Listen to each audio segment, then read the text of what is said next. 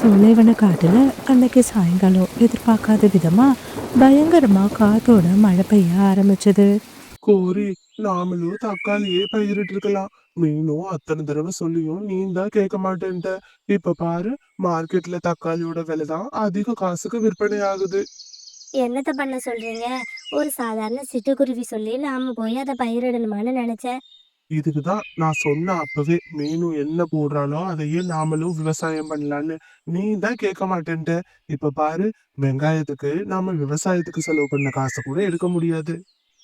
காலு, இப்ப எதுக்கு நீங்க தேவையில்லாம கத்துறீங்க? இன்னும் ஒண்ணும் நாம அறுவடை பண்ணலையே. நாம அறுவடை பண்ணும்போது அதெல்லாம் பாத்துக்கலாம். முதல்ல இதுக்கு ஒரு முடிவு கட்டணும். வாங்க, காலையில போய் எங்க மாமாவ பாத்துட்டு வரலாம். அவரு நல்ல யோசனையா சொல்லுவாரு. அவர் யோசனைப்படி நாம பண்ணோம்னா கண்டிப்பா நமக்கு லாபம் கிடைக்கும். பிறகு மறுநாள் காலையில காகங்கள் 2 பேரும் பக்கத்து கிராமத்துல இருக்க கோரியோட மாமாவை பார்க்க புறப்பட்டாங்க. மாமா, போன வருஷம் உங்களுக்கு வெங்காயத்துல லாபம் கிடைச்சிச்சுன்னு நாங்க இந்த வருஷம் வெங்காயத்தை பயிரிட்டோம். ஆனா எங்களோட நேரம் போல வெங்காயம் ரொம்ப கம்மியான விலைக்கு தான் போகுது. இந்த விலைக்கு நாங்க கொடுத்தோம்னா முதலுக்கே மோசம் வந்துரும்.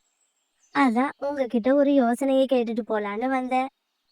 இப்ப என்ன பண்றது சொல்லு. விளைவிச்சாச்சு, அதை வியாபாரம் பண்ணி தானே ஆகணும். என்ன மாமா இப்படி சொல்லிட்டீங்க? உங்ககிட்ட வந்தா ஒரு நல்ல தீர்வு கிடைக்கும்னு தான் வந்தேன். வெங்காயத்தோட விலை குறைஞ்சது கூட எனக்கு கவலை இல்ல. ஆனா அந்த பக்கத்துல இருக்கால சிட்டுக்குருவி மீனும், அவளோட தக்காளிங்க நல்ல ரேட்டுக்கு போகுது. கூடிய சீக்கிரம் அவ எங்களையும் தாண்டி பணக்காரியா மாறிடுவா போல. அதை நினைக்கிறப்பதான் எனக்கு வயிறெல்லாம் எரியுது. சரி சரி கோரி, இதுக்கெல்லாம் ஒன்றும் டென்ஷன் ஆகாத. என்கிட்ட ஒரு யோசனை இருக்கு. அதுபடி பண்ணினீன்னா கண்டிப்பா உனக்கு வெங்காயத்துல நல்ல லாபம் கிடைக்கும். அப்படின்னு சொல்லி கோரியோட மாமா அவனோட யோசனைய சொன்னா. இதை கேட்டு காகங்கள் 2 பேரும் ரொம்பவே சந்தோஷப்பட்டாங்க. பிறகு காகங்கள் 2 பேரும் ரொம்ப சந்தோஷமா அவங்களோட வீட்டுக்கு வந்தாங்க. மறுநாள் காலையில பொழுது விடிஞ்சதும் காகங்கள் 2 பேரும் அவங்க கிட்ட இருக்கிற பணத்தை எடுத்துக்கிட்டு பக்கத்து ஊர்கள்ல இருக்கிற சந்தைக்கு போனாங்க. அங்க இருக்கிற வெங்காய வியாபாரிகள்ட்ட ரொம்ப கம்மியான விலைக்கு வெங்காயத்தை வாங்கிட்டு சந்தோஷமா அவங்களோட வீட்டுக்கு வந்தாங்க.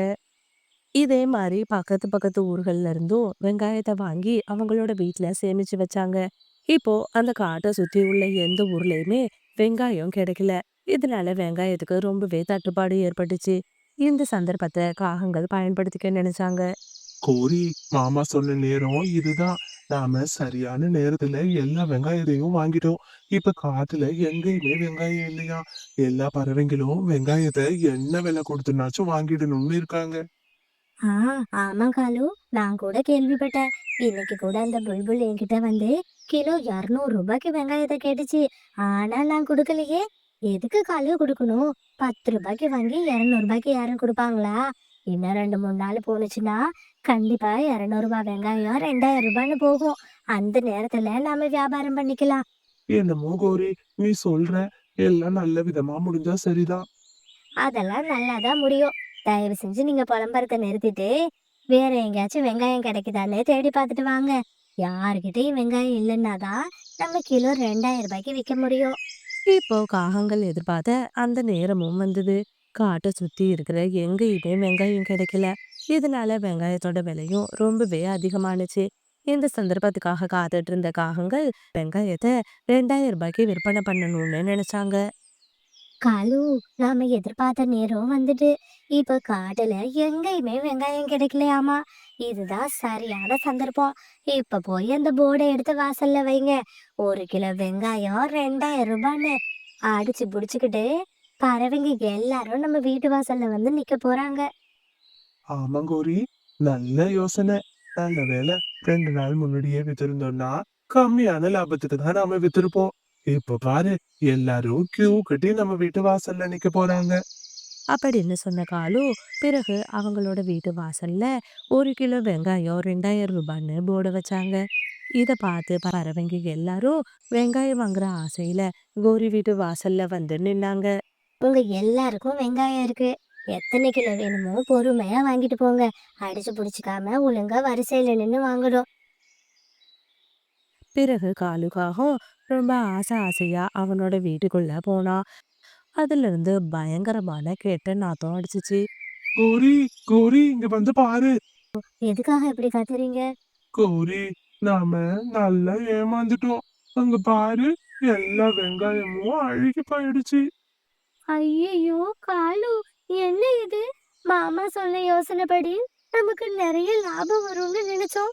இது என்னடான்னா எல்லா வெங்காயமும் அழுகி போயிடுச்சே! நான் தான் உன்கிட்ட அப்பவே சொன்னேன்ல, கிலோ 200 ரூபாய்க்கு வித்துருவோன்னு. நீ தான் கேட்க மாட்டேன்ன. உன்னோட பேராசையால இப்ப எல்லா வெங்காயமும் அழுகி போயிடுச்சு. இந்த மாதிரி காகங்கள் பேசுறத கேட்டு வாசல்ல நின்னுட்டு இருந்த பறவைங்க எல்லாரும் இப்போ அவங்க வீட்டுக்குள்ள வந்தாங்க. கௌரி, நீ ஏதோ வில்லங்கம் பண்றேன்னு எனக்கு நல்லாவே தெரியும். ஓடி ஓடி எல்லா வெங்காயத்தையும் வாங்கி இப்படி வீணடிச்சிட்டியே! இப்படி அதிக லாபத்துக்கு விக்க ஆசைப்பட்டு மொத்த வெங்காயத்தையும் இப்படி பாழடிச்சிட்டியே!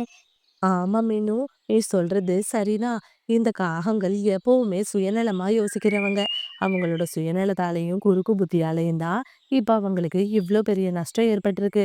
ஒழுங்கா மார்க்கெட்ல எல்லாரும் என்ன விலைக்கு விக்கிறாங்களோ, அதே விலைக்கு நீங்களும் வித்திருக்கணும். அப்படி இல்லையா, ஒரு 5, 10 லாபத்த பார்க்க ஆசைப்பட்டுருக்கணும். கொள்ளையடிக்க ஆசைப்பட்டீங்கல்ல, அதுதான் அந்த கடவுளே உங்கள தண்டிச்சுட்டாரு. அப்படின்னு சொல்லி கபூதரும் பேசினுச்சு. இந்த மாதிரி பறவைங்க எல்லாரும் அவங்கள பேசுறத நினைச்சு காகங்கள் ரொம்பவே வருத்தப்பட்டாங்க. கோரி, எல்லாம் உன்னாலதான். ஒழுங்கா மாமா சொன்ன மாதிரி 4-5 நாள்ல நம்ம வெங்காயத்தை வித்திருந்தோம்னா கண்டிப்பா நமக்கு லாபம் கிடைச்சிருக்கும். எப்படி இந்த பறவைங்க முன்னாடியும் அசிங்கப்பட்டு நின்னு இருக்க மாட்டோம். நாம குருவி சேர்க்கிற மாதிரி இத்தனை வருஷமா சேர்த்த அத்தனை காசும் இப்படி வெங்காயமா அழுகி போய் கிடக்கு. எல்லாமே உன்னோட பேராசையால தான் கோரி. அப்படின்னு சொல்லி காலு காகம் கோரிய திட்டுனா. இதை கேட்டு கோரி ரொம்பவே வெக்கி தலை குமிஞ்சு நின்னா. எப்பவுமே நம்ம பேராசைப்பட்டோம்னா கண்டிப்பா அது நமக்கு ஒரு பெரிய நஷ்டத்தை தான் கொடுக்கும். இந்த காகங்களோட பேராசையால தான் இப்போ இந்த காகங்களும் இந்த அளவுக்கு நஷ்டப்பட்டு நிக்கிறாங்க. இந்த மாதிரி ஸ்டோரிஸை தொடர்ந்து பார்க்கணுன்னு நினைச்சீங்கன்னா மறக்காம நம்மளோட மீனு கார்ட்டூன் தமிழ் சேனலை சப்ஸ்கிரைப் பண்ணுங்க.